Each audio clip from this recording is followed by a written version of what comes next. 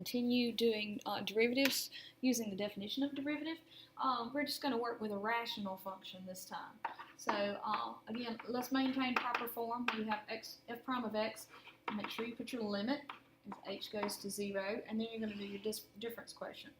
And let's just write it just so that we can remember. F of x plus h minus f of x all over h. Okay, if that's the case, when you come in here for your rational function, remember we're going to box this off just for logistics sake. The back one is always exactly what your function is. That's what f of x means. And then whenever you do the one in the front, put parentheses where the x is. Then you can come back in and put x plus h in that spot. Now we can definitely clean that up. If you didn't want to make a mess with yours, totally up to you. All that is x plus h plus 2 in the denominator. And over here, we just have 3 over x plus 2.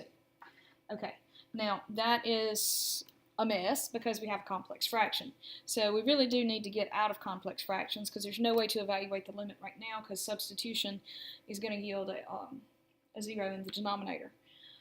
So to get out of complex fractions, we need to multiply by the common denominator of our small little baby fractions.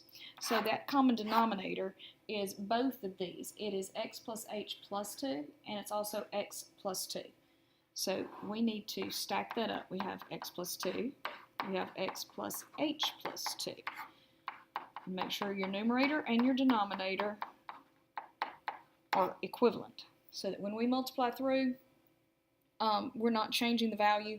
We're just changing the way it looks. And I'm going to write down my little ordered pair that I'm supposed to evaluate my limit at, or excuse me, my derivative at to get my slope so that when we scroll down we won't run it off the page. So here we go. Keep that limit until you've taken it. And so here, let's see if we can make this simpler. If we take this numerator right here, and keep in mind that's all over 1. If you multiply that times the first term, the x plus h plus 2, they cancel out. And so you get the 3 that's in the numerator, and you get the x plus 2. Now, bring down the subtraction, and you're going to do it times this term. So the x plus 2's cancel this time, and you're left with a 3 from the numerator and the x plus h plus 2. Now in the bottom, let's treat this kind of like the way we did when we had a radical function. Don't multiply it out. Leave everything just kind of sitting, a jumped position where you just have them all multiplied together. But please don't worry about multiplying that out. Hopefully some magic's going to happen here in a minute and it'll be cleared up. Now, please refrain from reducing at this point because this subtraction in here prohibits you from reducing because you have to have everything multiplied out for you to be able to reduce. We currently have 2 terms in the top, so no reducing. Let's multiply and distribute. We've got 3x plus 6. Now distribute your negative 3. Negative 3x minus 3h minus 6. And again, just copy the denominator. Hold on. It should work out nicely for us. Okay, and again, the terms from the back, you should have some things that cancel, and we do. We've got 3x's go out, the 6's go out, and the only thing we're left with is a negative 3h. Okay, so I'm just going to write this nicely so that we don't have just a hot mess here. If you use fewer steps, that's okay, as long as it's okay with whoever your instructor is.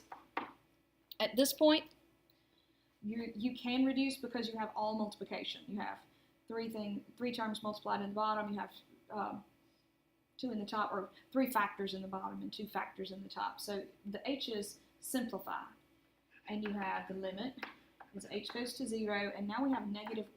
Excuse me, not negative 1. It's negative 3. We didn't do anything with that 3, did we? There we go. Negative 3, and then the h did reduce. So we've got x plus 2, and we have x plus h plus 2. Now you can finally evaluate your limit. If you use substitution with your limit, you have negative 3 on the top, and you have x plus 2, and you have another x plus 2. So the nice simple way of writing this would be -3 over x plus 2 quantity squared. And that is the derivative at x. Now, I do believe our problem said evaluate it at the point 4 1/2. So we're trying to find out what is the slope of this function at that point. So we need to put the x value in here, which means we're going to substitute it over here, 4 plus 2. And I'm going to go horizontally again just to stop from scrolling down. So that's going to be, oops, I forgot my square, 6 squared, which is -3 over 36, reduce, and that's going to be -1 over 12. So we have the derivative evaluated at 4 gives us a slope of -1/12. Okay, the only other thing I would like to remind you of was derivatives and continuity. Let me just scoot to the back of this here in just a second. If you're talking about derivatives, you cannot take derivatives at cusp, and that's what this is right here. This is a cusp. So if it comes up to a sharp point like this, there's no way to evaluate a derivative, because if you try to think of drawing a tangent line to this little tip here, there's no way to get just one possible tangent line there. It kind of reminds me of a seesaw, because you could do tangent lines going every which way, and you don't know which one is the appropriate one. So derivatives fail on a cusp, on that very tip-top point. They also fail if you have a function like this right here would be the cube root of x, would be our function here. But that derivative is going to fail at this one little value, this a value or x value, where you have a vertical tangent, okay? Because remember, the slope of a vertical line is undefined. And so, remember derivative, I need you to think derivative is slope. And if the slope is undefined, then your derivative is undefined. It should all kind of coalesce together. And again, anytime you have a function that, if you're looking at a particular x value, say on this function right here, where we're talking right there, you do have a limit.